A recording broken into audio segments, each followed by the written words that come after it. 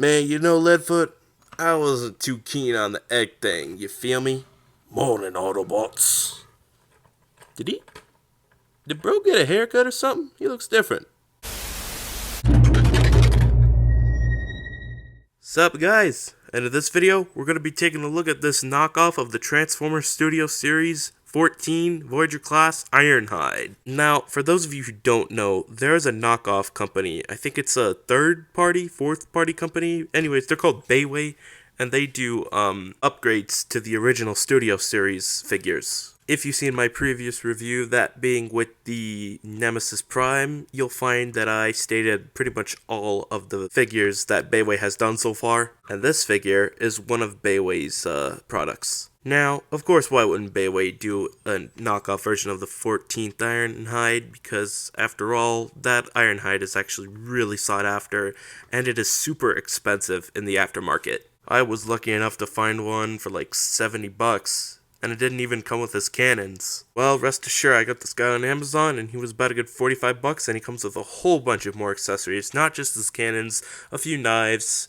2 swords, shotguns, etc. Now, unfortunately, the specific seller from Amazon that I got this figure from doesn't have the BAIWEI Weapons Master out in stock anymore. I'm not sure when they'll restock either. And I think Show Z Store has it for less. I could be wrong. But you could always do AliExpress. So far I haven't gotten anything from AliExpress yet. I'm planning on getting some stuff though, just not now. Anyways, without further ado, let's get on with the figure. So first off, painting and sculpting, pretty good. There are some differences, of course, when compared to the other original. That being, the face is different. It's more of like the MPM Ironhide-ish kind of face, but the mouth doesn't open up. Kinda wish it did. And as you can see, the bumper was remolded into a way where the sides of the bumper fold in just like that. And this time the toes are painted more accurately. And I don't remember these pieces being on the original Ironhide. I don't know, I'm gonna have to look back. And of course, there are some new pieces of articulation for this figure. Now, as a matter of fact, the foot articulation, the shotguns, and this for the bumper they were actually originated from an upgrade kit from another third-party company called DNA Design. And yeah, that company made a lot of killer upgrade kits for other Transformers Studio Series figures. Not much going on the back. Kind of looks exactly like a Studio Series Ironhide. I mean, I guess the only difference you could find between this one and the original is that the back of the head is molded a little bigger for this guy rather than the original. Anyways, with that being said, let's get on with his buttload of accessories. So starting off, he does in fact come with his cannons, which are painted and molded a little bit different, and for some reason the left cannon's panel on the top tends to pop off. I guess it's cool. If you want to damage the cannon a bit to the point where like it kind of doesn't work, you could always take this off when you're doing like a stop motion or so. Oh, and I almost forgot to point out that this chest piece right here is die-cast, and it's a very loose die-cast piece because how heavy the metal is. You'll see that when I'm transforming this guy. I don't think there's any weapon storage for the cannons other than his cannons resting on his arms. Oh, and he does in fact come with his shotguns that we never got in the Studio Series. I hope when they make a Studio Series Dark of the Moon Ironhide, they kind of remold the figure a bit, and he comes with his shotguns. That would be most appreciated. Anyways, the details on these shotguns look really cool. This one's honestly my favorite, because I like just like the singular barrel. This one's okay, but I feel like the double barrel is kind of too much. However, this one kind of resembles more of a shotgun than this one. This one looks more like a blaster. It's a shame he was never able to use these in the movie. I mean, he could have just blown off the heads of the 2 dreads, but I guess he wanted to be a little bit more respectful since he's an Autobot. Oh, and unlike his cannons, there is weapon storage for his shotguns. There's these little grooves over here that slide onto the back of Ironhide. And he does in fact come with 2 little knives or daggers. Honestly, I like to have both of them in one hand. He looks cool like that. But honestly, I much prefer having them right on the bottom of the front of the shotgun, because they're better off like that. They serve as bayonet shotguns.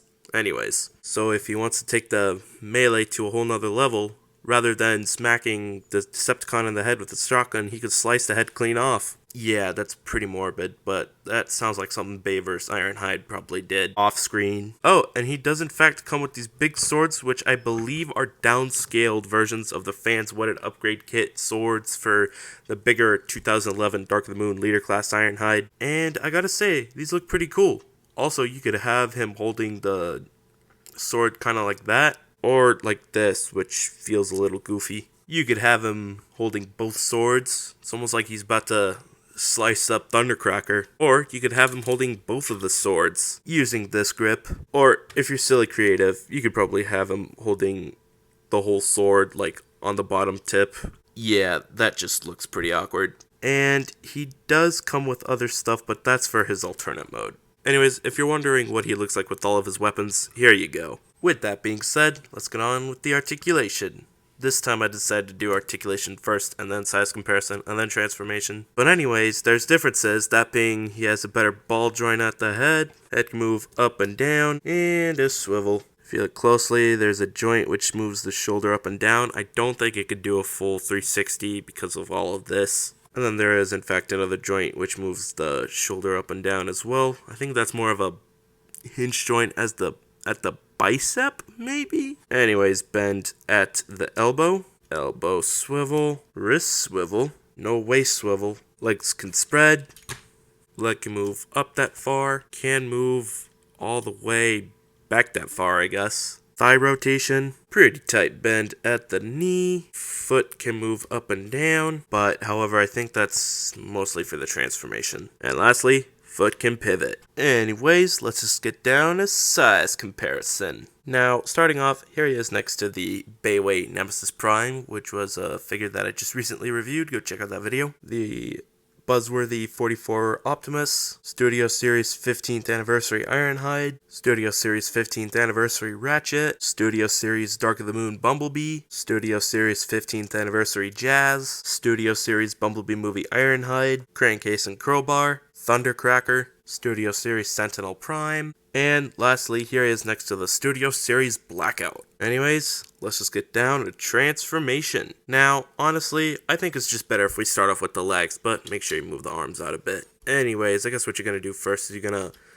open this up, move the wheel out, close this in.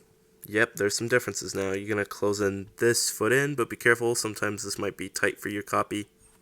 Oh, and close that in as well. What you're going to do next is move this down at a certain point, which will allow the foot to close in, as well as this piece right here. Now with the original, there used to be a tab over here that would connect it to that slot, but I guess not anymore because people were complaining of how annoying it would be to tab in this piece with this piece right here on the original. So I guess BAIWEI got rid of that just to make these two pieces tab in together properly. And for some reason the wheel on my copy is a little lopsided, like it doesn't want to stay straight, not sure why. Anyways, you're going to do the same thing for the other side, and you could safely tab in the two folded legs in together, and then we're going to move into the upper half. Now what you could start off with first is fold in the sides, open all of this up, open that up as well, move the head up as well, open all of this, make sure these are closed in as well. Next, you're going to rotate this whole section around. Do be careful though, you don't want to break anything. Oh, and you could go ahead and move this whole section down and open up the windshield. Next, once you fully rotated the shoulders right here, you're going to make sure they are aligned like that, and you're gonna close this whole piece in. Ugh. Didn't think it was that hard to open up. And as you can see, this little die-cast metal front chest piece is very wobbly. Anyways, you're gonna push that down, and then close in the front pieces. Same thing with the other side. Also be sure to close the head in right here. Open all of this up, move everything out, and you are supposed to close this in, but for some reason, the grill on the bottom has a little trouble with these pieces tabbing in behind this whole front piece right here. Not sure why. There we go. Got him in. Anyways, you're going to make sure you move these upwards as well. You might want to move this all the way back, as far back as you can. And then you're just going to close this in. And there will be some slots right there that will peg it to that tab right there. Next, you're going to make sure everything tabs in on the top. And then not the dashboard, what is this? The windshield. It's gonna tab in right there. And this cylinder tab and this square tab will tab right here and here. And then there will be a side tab that tabs into that side tab as well. For some reason, they're very hard to tab in. And on the other side, which is this side over here, I had some trouble trying to tab it in. Not sure why. Oh, there we go. Oh, okay. Well, now that it's on camera, it doesn't want to show the problems that I have off screen, or the problems that I usually have off screen, I meant. Now, as you can see, it's kind of like the original, but there are some differences, of course. Hold up, this is the 15th anniversary IRONHIDE, which has a more accurate truck mode. Anyways, the bumper for the 15th anniversary repaint and the original IRONHIDE are pretty much the same, but as you can see, the bumper is a little different. And of course the feet in the KO are in fact folded in, unlike the Studio Series one. And due to trademark, BAIWEI wasn't able to get the license for any Autobot insignias because they were, of course, trademarked and owned by Transformers or Paramount. It's fine.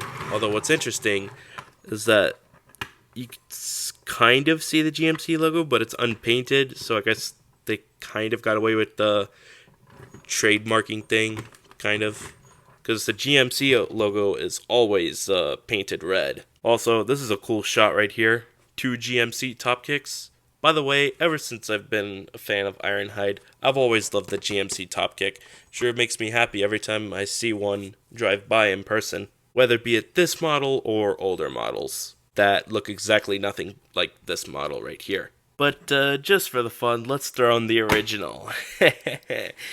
Oh my goodness, if Hasbro does a Revenge of the Fallen and Dark of the Moon Studio Series IRONHIDE, I guess all I could say is take my money. Oh, by the way, we can go back to the accessories. He comes with this panel that you could just place in the gap right here. And then he also comes with these 2 little railings that just plug in right here.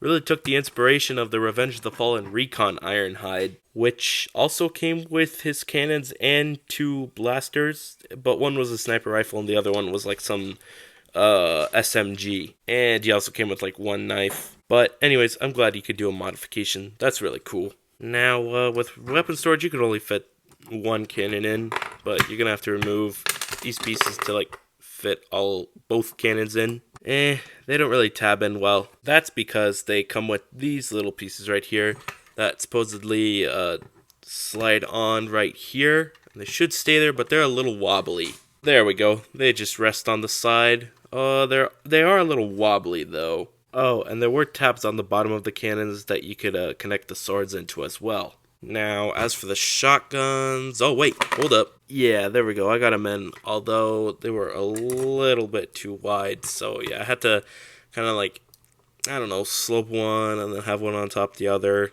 on the sides just for them to fit. Now, with this pieces, you could just have them... You could just have like 1 tip on the slot right there and then just close it in right there. And, yeah, there's weapon storage, I presume. But, hey, at least he holds it. He holds all of it. So, yeah, Overkill IRONHIDE. He really was Weapons Master. Or, Weapons Master was the knockoff name. It's more Weapons Specialist. I'm surprised Weapons Specialist was, trademarked.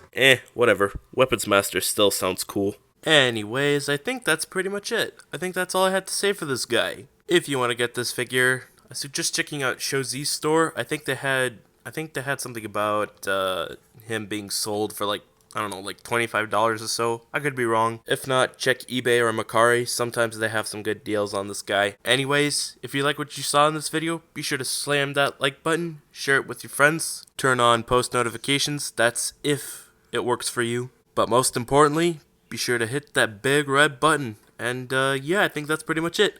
See ya!